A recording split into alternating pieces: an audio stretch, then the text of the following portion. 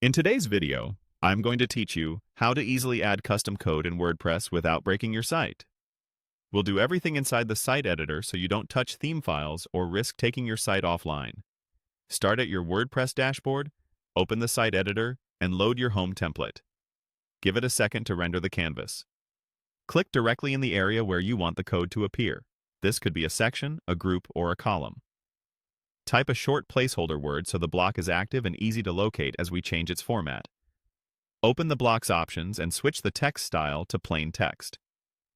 If you see formatting controls, toggle plain text again until the content is completely unformatted. This makes sure WordPress doesn't auto-style characters like angle brackets, which can break snippets. Next, convert this block to HTML. You can either transform the current block or insert a custom HTML block, then remove the placeholder. Paste or write your code here. Remember, the custom HTML block is intended for HTML, CSS, and client-side JavaScript. It won't run PHP, and that's by design, which keeps this approach safer than editing theme files. With the HTML block selected, open the toolbar and the right-hand settings.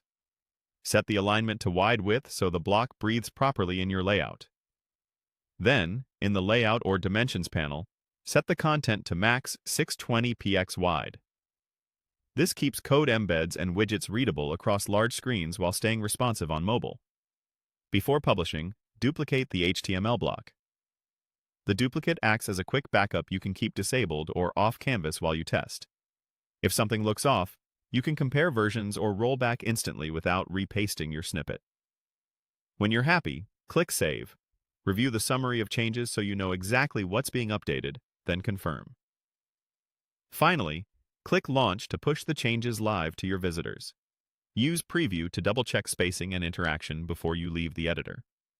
A few quick safety tips as you work. Test small pieces of code first, validate your HTML, and avoid mixing multiple third-party snippets in a single block so issues are easier to trace. If you ever need server-side changes, use a staging site or a dedicated snippets tool instead of editing theme files. And if you need to revert, just restore the duplicate or use the editor's undo history. That's it. You've added custom code safely with layout controls and a built-in fallback. Thanks for watching.